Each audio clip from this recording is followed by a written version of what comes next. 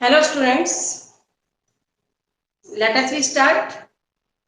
पहले आप अपनी अटेंडेंस को क्लिक कीजिए, फिर अपनी बुक की एनसीईआरटी बुक का लेसन सेकंड निकालिए और जहां से कल हमने छोड़ा था वहां से स्टार्ट कीजिए। ओके, अपने रफ कॉपी पेंसिल वगैरह जो भी आप मटेरियल लेके बैठते हो उसको लेके बैठो और अपना काम स्टार्ट करो। आज हम स्टार्ट करते हैं। कल हमने 4 पॉइंट कर लिए थे। चौथा पॉइंट था हमारा संघवाद का, चौथा पॉइंट था संविधान के मौलिक प्रावधानों को, यानी संविधान के जो लिखित नियम है, मूल रूप से जो नियम संविधान में वर्णित है उनको एक अकेले स्तर की सरकार कभी नहीं बदल सकती, नहीं तो विवाद खड़ा हो जाएगा। ऐसे बदलाव के लिए दोनों स्तर की सरकारों का होना जरूरी है। कौन कौन सी दोनों स्तर की? केंद्रीय सरकारें और राज्य सरकारें। अब पांचवा पॉइंट आपका अदालतों को संविधान और विभिन्न स्तर की सरकारों के अधिकार की व्याख्या करने का अधिकार है। अदालतों को, पांचवा पॉइंट 4 कल हमने कर ली थी, इसकी विशेषताएं बता रहे हैं हम। अदालतों को संविधान की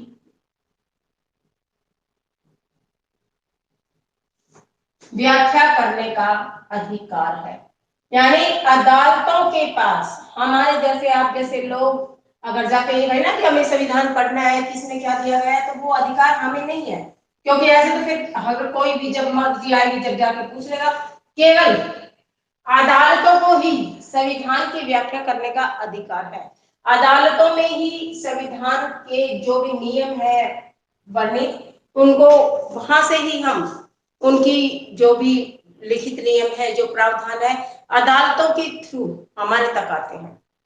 अदालतें अब जैसे आज क्या है, आज शाम तक हमें +2 की डेट शीट का पता चल जाएगा, किस तरह से कहां पर कैसे पेपर होंगे। मेन पेपर होंगे 20, इतना तो न्यूज में आ रहा है, लेकिन पैटर्न क्या होगा, किस तरह से कैसे लेना, कितनी तारीख से, ये सब शाम तक पता लगेगा।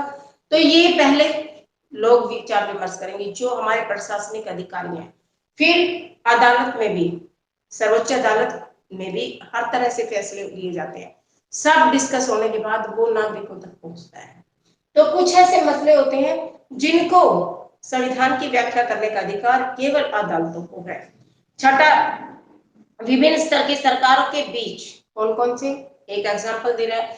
अगर दोनों सरकार, विभिन्न का मतलब केंद्र और राज्य सरकारें, राज्य और स्थानीय सरकारें, अगर दोनों के बीच कहीं भी विवाद की स्थिति होती है, किसी चीज को लेकर, पानी को लेकर, नहर को लेकर, नदी की जल की धारा को लेकर, कि भाई आधा हमारे राज्य में आएगा आधा कहीं, अगर किसी भी चीज को लेकर विवाद खड़ा होता है तो ऐसी स्थिति में सर्वोच्च न्यायालय मेन भूमिका निभाता है। अदालतों के पास वो अधिकार है, केंद्र सरकार से भी ऊपर। कहने का तात्पर्य क्या है, अदालतें हैं। क्लियर बेटा? हेलो, हाँ जी, आप है ना म्यूट जब जरूरत पड़े ना जब ही किया करो, या फिर मेरे को देखा करो कि मैं कुछ पूछ रही हूँ तो उस समय मुझे जवाब दिया करो। अगला पॉइंट, वित्तीय स्वायत्तता निश्चित करने के लिए विभिन्न स्तरों की सरकारों के लिए राजस्व के अलग अलग स्रोत निर्धारित हैं। वित्तीय स्वायत्तता, छठा पॉइंट इसका बन रहा है वित्तीय। वित्त का मतलब है धन के खर्च संबंधी मामले। वित्तीय मामलों में वित्तीय स्वायत्तता का मतलब स्वतंत्रता, स्वायत्तता। वित्तीय मामलों में यानी जो पैसे से संबंधित मामले हैं, वहां पर वित्तीय स्वायत्तता के में विभिन्न स्तरों की सरकारों के लिए राजस्व के, राजस्व होता है किसी भी प्रकार का राज्य को दिया जाने वाला कर, राजस्व के कर के अलग अलग स्रोत हैं। यानी सरकारें अपने अपने राज्यों को देखते हुए, जनसंख्या कितनी है, कितना कर हम उगा सकते हैं, कर का मतलब है बिजली के बिल, नल का पानी, या टूल टैक्स, या जो भी आपकी जो सरकार की तरफ से हमारी संपत्ति पर जो भी कर लगाया जाता है, जो भी चीज हम यूज करते हैं उसके बदले में हमें पैसा देना पड़ता है, वो सब कर कहलाता है।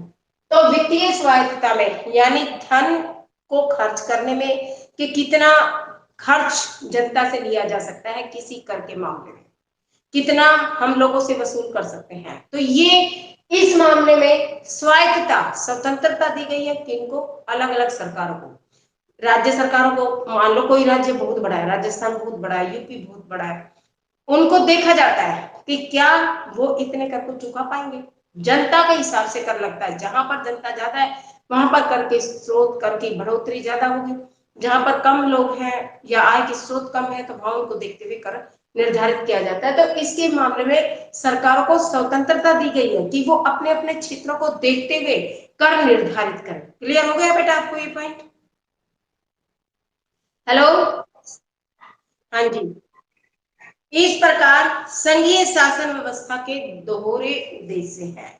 नेक्स्ट पॉइंट, संघीय शासन व्यवस्था के, ये इससे क्वेश्चन भी बन के आएगा, अगला देख लेना।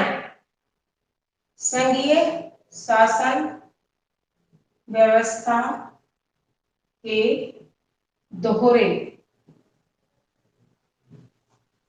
उद्देश्य हैं। कैसे?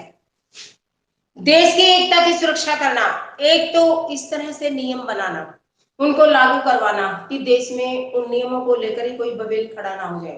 तो देश में शांति की, एकता की सुरक्षा करना, उसे बढ़ावा देना। एक तरफ लोगों को ये हमेशा गाइड करते रहना कि हम एक देश के नागरिक हैं, एकता के सूत्र में बंधे हुए, लोगों को इस तरह की भावना से ओतप्रोत रखना। दूसरी तरफ क्षेत्रीय विविधताओं का पूरा सम्मान करना। क्षेत्रों में जो भी विभिन्नताएं हैं, कोई छोटा राज्य है, कोई कहीं पर किसी भाषा को ज्यादा प्रमुखता है, कहीं पर किसी संस्कृति का ज्यादा महत्व है, तो सभी राज्यों को अपनी, उनकी कल्चर, उनकी भाषा, उनकी जो भी जाति पाति है, उन सब मसलों को दूर रखते हुए क्षेत्रीय विविधताओं का पूरा सम्मान होना चाहिए। चाहे कोई कहीं से भी आया हो, हर नेता का सम्मान होता है क्योंकि वो प्रतिनिधि के रूप में चुनकर भेजा जाता है। इस कारण संघीय व्यवस्था के गठन और कामकाज के लिए दो चीजें सबसे महत्वपूर्ण हैं। गठन यानी संघीय व्यवस्था क्यों कायम की गई है, क्यों की गई है कि देश की एकता की सुरक्षा हो और क्षेत्रीय विविधताओं का सम्मान हो। अगर आपस में हम एक दूसरे क्षेत्रों का सम्मान नहीं कर रहे हैं, केंद्र सरकार राज्य सरकारों को सम्मान नहीं करती है, तो कभी ना कभी झगड़े होंगे और ये व्यवस्था ज्यादा देर तक कायम नहीं रहेगी। दो चीजें सबसे महत्वपूर्ण है, एक तो विभिन्न स्तरों की सरकारों के बीच सत्ता के बंटवारे के नियमों पर सहमति होनी चाहिए। जो भी विभिन्न प्रकार की सरकारें हैं, चाहे वो राज्य सरकारें हैं, चाहे वो स्थानीय सरकारें हैं, चाहे केंद्रीय सरकारें हैं, आपस में उन तीनों तरह की सरकारों की किसी भी नियम को लेकर सहमति होनी चाहिए। भाई यहां से नियम बनाया तो ये ठीक बना हुआ, उस पर सहमति होनी चाहिए। अगर एक सरकार को सहमति है, दूसरे लेवल की सरकार उस पर असहमति जताती है, तो फिर वहां पर गलत हो जाएगा, एक दूसरे पर भरोसा नहीं रहेगा। जबकि संघीय व्यवस्था का उद्देश्य है कि एक दूसरे स्तर की सरकारें आपस में एक दूसरे पर निर्भर ना रहे, लेकिन भरोसा जरूर करें, अपने अपने अधिकार क्षेत्रों में रहकर काम करेंगे, कोई किसी के दूसरे के अधिकारों को नहीं छेड़ेगा, दूसरे के कार्यों में बाधा नहीं डालेगा, दखल अंदाजी नहीं करेगा। आदर्श संघीय व्यवस्था में दोनों पक्ष होते हैं, आपसी भरोसा और साथ रहने पर सहमति। ये इसके दोहरे उद्देश्य हैं, एक पहला आपसी भरोसा, दूसरा देश में शांति, क्षेत्रीय विविधताओं का सम्मान करना। अब संघीय सरकार में अलग अलग किस्म का बंटवारा होता है, किस तरह से, देखिए नेक्स्ट टॉपिक। इस बात पर, यह बात इस चीज पर निर्भर करती है कि संघ की स्थापना किन ऐतिहासिक संदर्भों में हुई। संघीय व्यवस्था कहते किसको है, जहां दो या दो से ज्यादा सरकारें निर्मित हों। संघीय शासन व्यवस्थाएं आमतौर पर दो तरीकों से गठित होती है। मतलब यहाँ पर कितना बढ़िया सवाल उठाया उसने कि संघीय व्यवस्थाएं किस तरह से किन परिस्थितियों में गठित हुई। अब हमारा नेक्स्ट टॉपिक है, ये कल का लेफ्ट अधूरा था, संघीय व्यवस्था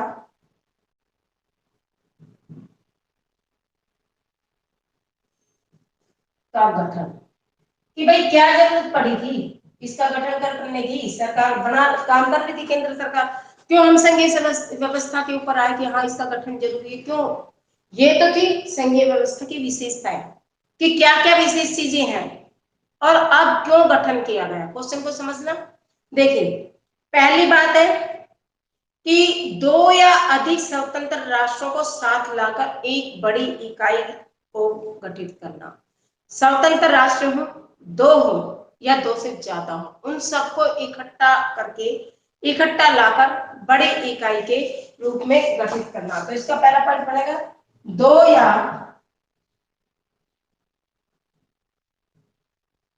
दो से ज्यादा स्वतंत्र राष्ट्रों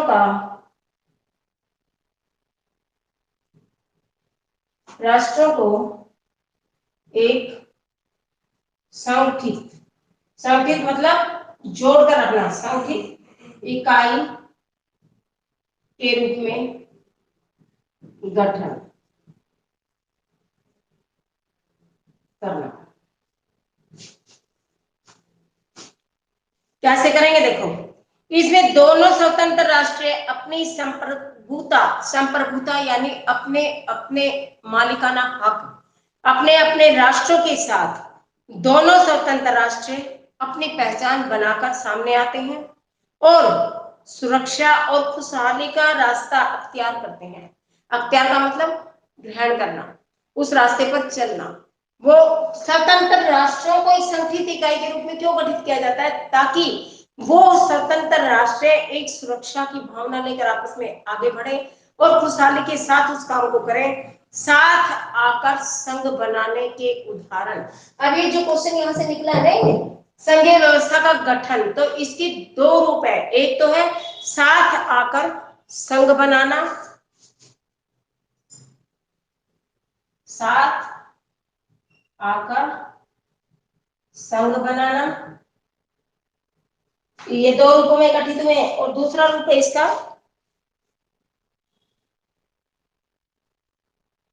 अभी हमने पढ़ा नहीं है ना, धीरे धीरे जैसे जैसे हम पढ़ते जाएंगे तब हमें समझ आता जाएगा।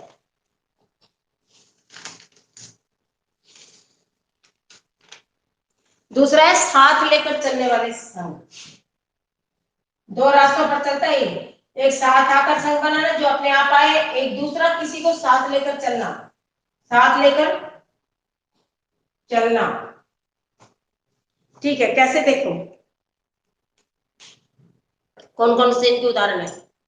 अपनी अलग अलग पहचान को बनाए रखते हैं और अपनी सुरक्षा तथा खुशहाली बढ़ाने का रास्ता अख्तियार करने लगते हैं।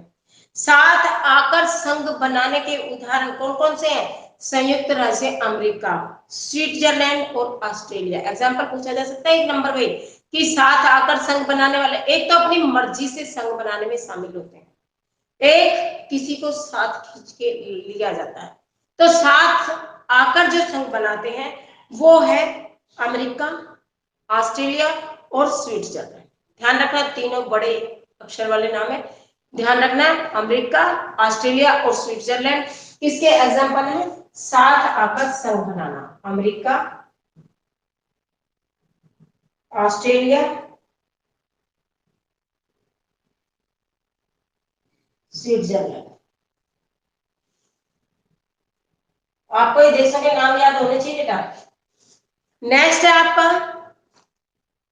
इस तरह की संघीय व्यवस्था वाले मुल्कों में आमतौर पर प्रांतों को समान अधिकार रहता है। किस तरह की व्यवस्था में? जो स्वतंत्र राष्ट्र के लिए खुद साथ आकर संघ बनाने लगे हैं और वे केंद्र के वृक्ष ज्यादा ताकतवर होते हैं। कौन सी? जो साथ आकर संघ बनाते हैं वो केंद्र की समान ही शक्तियों को रखते हैं, चाहे वहां पर केंद्र सरकारें हो ना हो, वो प्रांतों को भी पूरा अधिकार होता है कि वो केंद्र के समान कार्य करें, किसी भी और दखलंदाजी को बर्दाश्त ना करे। ऐसे बड़े देश तीन है, आज एक उदाहरण दिए मैंने, बहुत होंगे, ऑस्ट्रेलिया, अमेरिका और स्विट्जरलैंड। इसी तरह से संघीय शासन व्यवस्था के गठन का ये तो पहला रूप था, रूप वाला क्वेश्चन आएगा तो ये पहला रूप था।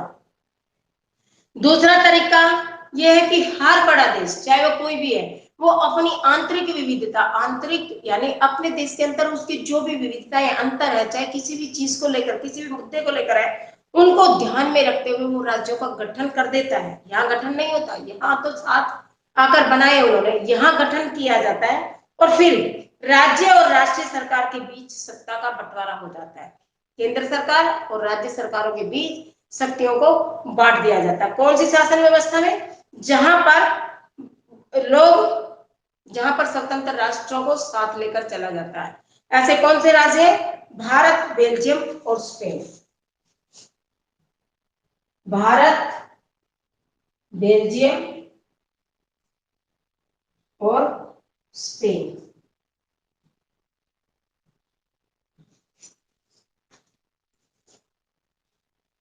राज्यों के बरक्स केंद्र सरकार ज्यादा ताकतवर हुआ करती है इस व्यवस्था में, और राज्यों को समान अधिकार प्राप्त हो जाते हैं। विशेष स्थिति में किसी किसी प्रांत को और भी विशेष अधिकार प्राप्त हो जाते हैं। अगर लगता है कि वहां पर विशेष सुविधाओं की जरूरत है, स्थितियों को, परिस्थितियों को देखते हुए, तो वहां भी विशेष अधिकार दिए जाते हैं। जैसे कि अब तो वो अधिकार हटा दिए गए, लेकिन जम्मू कश्मीर को किसी समय विशेष दर्जा प्राप्त था। ठीक है, अब हम आते हैं भारत में संघीय व्यवस्था। आपने दोनों के रूप देख लिए, एक बार इसको फिर से रिपीट करते हुए दोबारा देखो। साथ आकर संघ बनाने वाले, क्वेश्चन बहुत इंपॉर्टेंट बन रहा है इसलिए इसको दोबारा रिपीट करना पड़ रहा है, ध्यान से सुनो। साथ आकर संघ बनाना और साथ लेकर चलने वाले संघ, साथ लेकर चलने वाले संघ। उदाहरण समझ हो गया? साथ लेकर चलने वालों में है भारत, बेल्जियम और स्पेन, और जो साथ आकर बनाते हैं अमेरिका, ऑस्ट्रेलिया और स्विट्जरलैंड। उसके बाद इनमें अंतर क्या है भाई? साथ आकर बनाने वाले कौन से हैं और साथ लेकर चलने वाले कौन से? मेन ये चीज है, इसको समझ लो। इसके अंतर्गत जो साथ आकर संघ बनाते हैं उसमें दो या उससे ज्यादा स्वतंत्र राष्ट्रों को साथ मिलाकर एक बड़ी इकाई का गठन कर दिया जाता है। दो स्वतंत्र राष्ट्र एक बड़े राष्ट्र में मिल जाते हैं और एक बड़ी इकाई बनकर वो काम करते हैं। लेकिन जो साथ चलने वाले संघ है, ये किसी एक बड़े देश द्वारा, जैसे हमारा भारत देश है, बड़ा देश है, इसके द्वारा अपनी जो अंदरूनी इसकी विविधताएं हैं, हमारा कितना बड़ा देश है और विवाद भी होते हैं, कभी किसी चीज को लेकर, कभी किसी चीज को लेकर, लेकिन उनका सॉल्यूशन भी हम अंदर ही अंदर कर लेते हैं। बाहरी किसी शक्ति का हम दबाव नहीं मानते हैं। तो इसके अंतर्गत एक बड़े देश द्वारा अपनी आंतरिक विविधताओं को भी ध्यान में रखते हुए कि उनको कैसे दूर किया जा सकता है, और वो अपने राज्यों का गठन करते हैं। मोटी चीज क्या है कि स्वतंत्र राष्ट्र साथ आकर मिलते हैं, एक बड़ी इकाई को बनाते हैं, साथ लेकर चलने वाले संघ राज्यों का निर्माण करते हैं। क्लियर बेटा इतना? हेलो, समझ आ गया इतना? फिर दोनों के एग्जाम्पल लिखने हैं। कौन कौन से देश? आप जो साथ आकर संघ बनाते हैं, इन राज्यों की सत्ता एक समान होती है। सभी राज्य एक तरीके से काम करते हैं जहां से उनको निर्देश मिलेगा। इसके अंतर्गत सभी स्वतंत्र राज्य, जो भी राज्य स्वतंत्र हो गए आसपास, सभी की जो सत्ता है वो एक तरीके से चलेगी।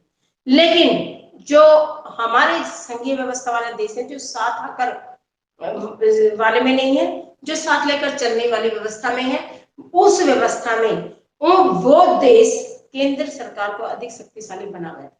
केंद्र सरकार का वहां पर पूरा रोग होता है, अधिक शक्तियां, अधिक अधिकार उसके हाथ में होते हैं। अधिकतर केंद्र सरकार जो कार्य करती है, राज्य सरकारें भी उसी का अनुपालन करती हैं, उसी दिशा निर्देश को बढ़ाते हुए काम करती हैं। ठीक है बेटा, समझ आ गया ये क्वेश्चन? इसका अंतर बिल्कुल समझ लेना अच्छे से। आप चलते हैं हम भारत में किस तरह की संघीय व्यवस्था है। देखो थोड़ा थोड़ा उससे सभी देशों के बारे में बताया ताकि हमें वो कंसेप्ट हमारे क्लियर हो, लेकिन उससे पहले हम एक बार बॉक्स वाले देख लेते हैं। देखिए यहाँ नीचे बॉक्स को देखिए, आकाशवाणी पर एक हफ्ते तक एक राष्ट्रीय और एक क्षेत्रीय समाचार बुलेटिन रोज सुने, सरकारी नीतियों और फैसलों से जुड़ी खबरों की सूची बनाए, उनको निम्नलिखित श्रेणियों में बांटे। आपको कहा जा रहा है कि आप रोज न्यूज सुने, जो भी सरकारी नीतियां बनती है उन फैसलों के आधार पर एक तालिका बनाए और उनके कार्यों को लिखे डेट वाइज कि आज सरकार ने ये मेन घोषणा की, आज ये किया, आज ये किया। उससे आपकी नॉलेज इंक्रीज होगी। फिर पहले पॉइंट में केवल केंद्र सरकार से जुड़ी खबरें लिखें, दूसरे में राज्य सरकार से जुड़ी लिखें, और तीसरे में केंद्र और राज्य से संबंधित जो भी खबरें हैं उन सबको लिखे। तो आपको बिल्कुल क्लियर हो जाएगा कि केंद्र की शक्तियां क्या है, राज्यों की क्या है, और केंद्र और राज्य मिलकर किस तरह से आपस में काम करते हैं। पोखरण, जहां भारत ने अपने परमाणु परीक्षण किए, राजस्थान में पड़ता है। ध्यान लो, अंडरलाइन करो कि पोखरण कहां पड़ता है, राजस्थान में। क्या किया गया था वहां पर, परमाणु परीक्षण। मान ले कि अगर राजस्थान की सरकार केंद्र सरकार की परमाणु नीति की विरोधी होती तो वह क्या केंद्र सरकार को परमाणु परीक्षण करने से रोक सकती थी? बड़ा अच्छा क्वेश्चन है, क्योंकि राज्य सरकारों को पूरी पावर है, वो अपने अधिकार में रहकर काम करें। और जब ये ऐसे कुछ अनुसंधान किए जाते हैं तो उन मामलों में केंद्र सरकार के पास पूरी पावर होती है। जब वहां पर परमाणु परीक्षण किए गए थे तो केंद्र सरकार की सहमति से ही हुए होंगे। कैसे? मान ले कि सिक्किम की सरकार अपने स्कूलों में नई पाठ्यक्रम लागू करना चाहती है। मान ले कि केंद्र सरकार को पाठ्य पुस्तक की विषय वस्तु और शैली पसंद नहीं है। ऐसी स्थिति में क्या राज्य सरकार को नई पाठ्य पुस्तकें लागू करनी चाहिए? मान लें कि नक्सलियों से निपटने की नीतियों के बारे में आंध्र प्रदेश, छत्तीसगढ़ और उड़ीसा के मुख्यमंत्रियों की राय अलग अलग है।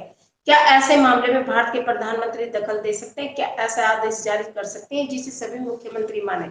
यहाँ पर क्वेश्चन उठाए गए हैं ये कि भाई इस तरह की नीति हो, हम कह रहे हैं कि राज्यों को पूरे अधिकार शामिल हैं, इस तरह से काम करें, तो क्या इस तरह की नीतियों पर काम किया जा सकता है? देखिए, क्वेश्चनों को पढ़िए, आप अपने हिसाब से जवाब दीजिए, बताओ। क्योंकि राष्ट्रीय सरकारें अपनी प्रांतीय सरकारों को अधिकार देती हैं, लेकिन जहां उन्हें लगता है वहां वो अपनी, जैसे अनुसंधान है, कोई खोजे, जो कुछ अधिकार ऐसे हैं जो केंद्र सरकार के अधीन होते हैं, उन्हीं की सीमा में रहकर उसे काम करना पड़ता है। ठीक, आज हम इतना ही पढ़ेंगे बेटा, क्योंकि टाइम शायद, हाँ, 3-4 मिनट है। फिर आपका अधूरा नेक्स्ट टॉपिक काफी अच्छा है, फिर वो छूटता फिरेगा, क्या फायदा। एनसीईआरटी के क्वेश्चंस देखिए अगर इससे रिलेटेड बन रहे हैं आपके।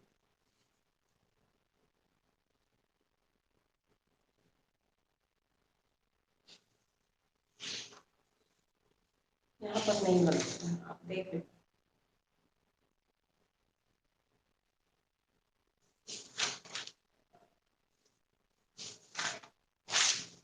आज बस इतना ही करेंगे। कल हम भारत में संघीय व्यवस्था कैसे चलती है इसके बारे में अध्ययन करेंगे, क्योंकि अभी हमने साथ आकर ये संघीय व्यवस्था का गठन कैसे होता है, किस तरह से किन किन देशों में संघीय व्यवस्था को कायम किया गया, किन परिस्थितियों को देखते हुए, फिर इसकी विशेषताएं, कंफ्यूज हो जाओगे और भारत की मिला डालोगे। इसलिए हम कल सेपरेट सेपरेट करके याद करेंगे ताकि आपके दिमाग में आज वाले जो क्वेश्चन है ये थोड़े से और समझ के याद करने वाले क्वेश्चन है। इसलिए मेरे बाद इसकी रीडिंग दोबारा से करना और फिर से इन क्वेश्चनों को लिखते हुए याद करके छोड़ना है, नहीं तो भूल जाओगे आप।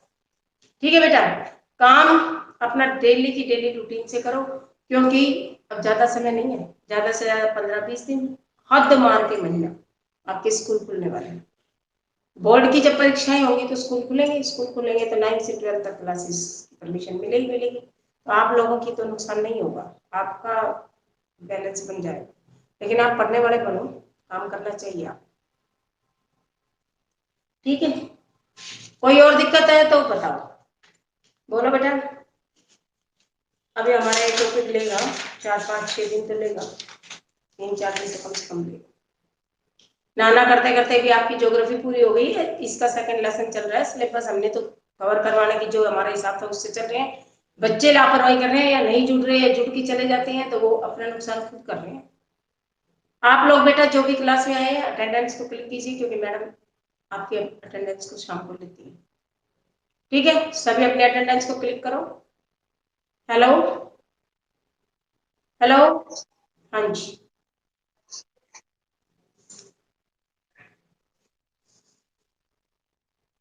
हाँ जी। आपका 10:50 का टाइम है या 10:45 का क्लास ऑफ होने का? 55, 50 का होगा।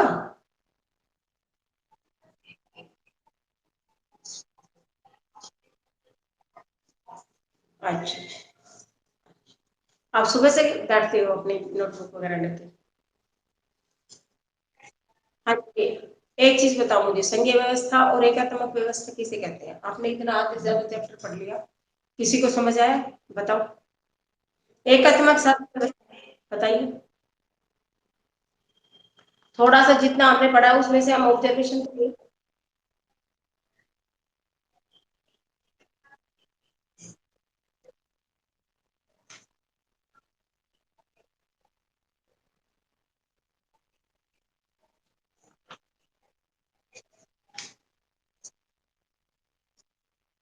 एकात्मक शासन, हाँ, एकात्मक जो शासन व्यवस्था है उसके अधीन बाकी इकाइयां काम करती है, केंद्र सरकार नहीं करती। केंद्र सरकार तो देश की सबसे बड़ी सरकार है। आज मैं अंतर समझा दूं आपको। एकात्मक जो शासन व्यवस्था है उसमें शासन का यानी सरकार का एक ही स्तर काम करता है। सरकारों को हम स्तर में गिनते हैं, अंग में नहीं गिनते। अंग होते हैं विधायिका, कार्यपालिका और न्यायपालिका, ये ध्यान रखना आपको। सबसे पहले यही तो बताया गया था ऊर्ध्वाधर और क्षैतिज वितरण, किसमें हम किसको क्या कहते हैं। अंग होते हैं हमारी संसद के काम को चलाने के लिए जो संस्थाएं होती है वो, और सरकारें होती हैं स्तर के लेवल पर काम करती हैं। तो जहां पर एक या एक ही होता है मुख्य रूप से, एकात्मक शासन व्यवस्था में एक ही स्तर की सरकार मेन रूप से पूरे देश के लिए काम करती है, सर्वोच्च सरकार होती है, सभी को इसके नियमों का पालन करना पड़ता है। हाँ, कई बार ये होता है कि बाकी इकाइयां मानी बना दी जाती हैं, केंद्र सरकार के अधीन रहकर काम करती हैं। कभी भी केंद्र सरकार ने जो शक्तियां और जो अधिकार उनको दिए हैं वो उनको छीन सकती है। लेकिन संघीय व्यवस्था में दो या दो से ज्यादा सरकारें काम करती हैं, और वो ऐसी स्थिति में उनके अपने अपने अधिकार, अपने अपने क्षेत्र होते हैं। ना तो केंद्र सरकार राज्य सरकारों के किसी मामले में अड़चन डालेंगी, क्योंकि उनको लिखित रूप में दिया जाता है आप इस मुद्दों पर काम कर सकते हैं, आपके कार्य क्षेत्र के अधिकार में ये चीजें आती हैं, ये विषय आते हैं। अभी आएगा आगे, केंद्र सूची क्या है, राज्य सूची क्या है, आपकी समवर्ती सूची क्या है, बाकी बचे विषयों की सूची क्या है, आ रहे हैं हम धीरे धीरे, तीसरे लेवल पे आएंगे, तीसरे लेसन है। और इसमें संघ में दो से ज्यादा सरकारें होती हैं, एकात्मक में एक ही सरकार। उसमें एकात्मक शासन व्यवस्था में सरकारों को पूरी केंद्र सरकार को अधिकार होता है कि वो अपने अधिकार को वापस ले ले अगर दे दिए हैं तो, और अपने पूरे देश के लिए वो एक नियम के अनुसार काम करते हैं। बाकी लोगों, बाकी सरकारों को भी उन्हीं लेवल पे काम करना पड़ता है। लेकिन यहाँ पर जहां संघीय व्यवस्था कायम हो गई वहां पर उनकी सब चीजें, सब अधिकार, सब कार्य बांट दिए जाते हैं, जिसके अकॉर्डिंग रहकर वो काम करती हैं। ना वो किसी एक दूसरे के बाद काम में बाधा डालती है। हाँ, सलाह की जरूरत पड़ती है तो वो ले सकते हैं, और किसी विवाद की स्थिति में अगर मान लो किसी एक सरकार को किसी मुद्दे पर असहमति है तो उसका निपटारा अदालतें करती हैं। क्लियर इतना? हेलो? हाँ जी। और संघीय शासन व्यवस्था का जो मेन उद्देश्य है वो है देश की एकता की सुरक्षा करना और क्षेत्रीय विविधताओं का सम्मान करना। ये बनाई ही इसलिए जाती है कि देश में एकता रहे, ये ना हो कि बहुत सारे विवाद है, धर्म है, भाषा है, जाति है, उसको सुलझाया ना जाए, उसको बढ़ा दिया जाए, नहीं। देश की एकता की सुरक्षा, देश को एक रखते हुए क्षेत्रीय विविधताओं का सम्मान करते हुए आगे बढ़ना संघीय व्यवस्था की एक बहुत बड़ी विशेषता है। उसके बाद ये कई दो तरीकों से गठित होती है संघीय व्यवस्था। इसमें पहली है साथ आकर संघ बनाना, और दूसरी व्यवस्था है साथ लेकर चलने वाले संघ। सबके एग्जाम्पल मैंने आपको दिए हैं। उसके बाद आज का जो हमारा टॉपिक है ना, उसकी मोटी मोटी चीजें थोड़ी सी आपको दोबारा से करा दूं ताकि आपको समझ आ जाए। टाइम ना हो जाए ये देखते रहो, ठीक है? आज के लिए हम इतना ही करेंगे, और आपके क्वेश्चन बन गए आज बहुत ज्यादा। संघवाद की विशेषता बन गई, साथ लेकर चलने वाले और इसमें अंतर बन जाएगा, बहुत सारे क्वेश्चन बनेंगे आज आपके, और बैठकर आपने इनको याद भी करना है, क्योंकि आगे नेक्स्ट जो टॉपिक है ना वो इससे भी अच्छा इंटरेस्टिंग टॉपिक है। धीरे धीरे चीजें समझ आने लगेगी अगर आप इंटरेस्ट लेकर पढ़ोगे तो। थोड़ा सा बाहर से देखने पे लगता है पता नहीं क्या है इस लेसन में, पता नहीं क्या चीजें, आप इंटरेस्ट नहीं लेते, बोरिंग लगता है आपको, ऐसे इसकी किताब उठाते ही नींद आने लग जाती है। ऐसे आप आज ये समझ लो कि जितनी भी गवर्नमेंट जॉब्स हैं, जितने भी आपकी नॉलेज है, यूपीएससी, आईसीएस, जिस भी आप अच्छे लेवल की और एक छोटे लेवल की किसी भी परीक्षा को पास करना चाहते हो, आप क्लियर की नॉलेज को होना पहुंचे। बाद में कोचिंग लेते फिरोगे तो धीरे धीरे, और यही आता है 9 से लेकर +2 तक का सिलेबस सारा मेनली आता है, तो आप इन चीजों को ध्यान से पढ़ा करो। जहां पर आपको चीज समझ नहीं आती, नेक्स्ट डे आके समझा करो। रिकॉर्डिंग आपके पास होती है, इसको खोल के देख लिया करो। बाकी स्कूल खुलेंगे तो एक एक चीज को और अच्छे से क्लियर कर देंगे। कहीं भी आपकी चीज कोई दिक्कत है, उसको लिख के छोड़ते रहो, पूछते रहो। पूछोगे नहीं तो हमें क्या पता आपको कहाँ दिक्कत आ रही है। हम तो अपनी तरफ से करा चुके हैं। जब आपको कोई कोई पूछ नहीं रहा तो हमें लगता है सब आ गया। दो तरह के बच्चे, या तो बिल्कुल आ गया या फिर नहीं आया, तो उसमें आप दोनों तरह से अपना नुकसान कर रहे हो अगर अपने कंसेप्ट क्लियर करके आगे नहीं बढ़ रहे। रट्टा मारी हुई चीज कुछ देर साथ में थोड़ी देर बाद भूल जाओ। ठीक है, now you can leave out the class. Next class का टाइम हो रहा है आपका, 1 by 1 you can leave out. हाँ जी बोलो। हो गया तैयार?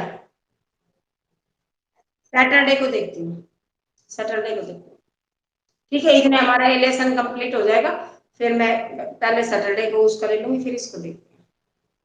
सैटरडे को लूंगी, पर आप लो कैसे, मैं क्लास में जुड़ते हो फिर भाग जाते हो। मैं पहले डेट शीट डालूंगी और कंपलसरी करके उसको लूंगी, मैं शनिवार तक उसका प्रोसीजर सोच के आपको लेती हूँ। सैटरडे को फाइनल समझो ही समझो, टेस्ट लूंगी मैं। ओके, 2 ही दिन तो है बीच में, आज ट्यूसडे तो हो ही गया, वेडनेसडे, थर्सडे, फ्राइडे, 3 दिन और मिल रहे हैं आपको। इतने ये चैप्टर भी कंप्लीट हो जाएगा, बीच में डिस्टर्ब नहीं होगी, ये कंप्लीट हो जाएगा, उसका टेस्ट नहीं होगा। ओके ठीक है, चलो। हाँ जी, टाइम हो गया, फिर नेक्स्ट क्लास का लेट हो जाओगे। ओके, छोड़ दीजिए बेटा। फर्स्ट ऑफ ऑल यू सब छोड़ दोगे जब मैं छोड़ूंगी, ऑफ करूंगी मैं, उसके बाद ही क्लास। अंजलि, हेलो। हाँ जी, छोड़ो बेटा।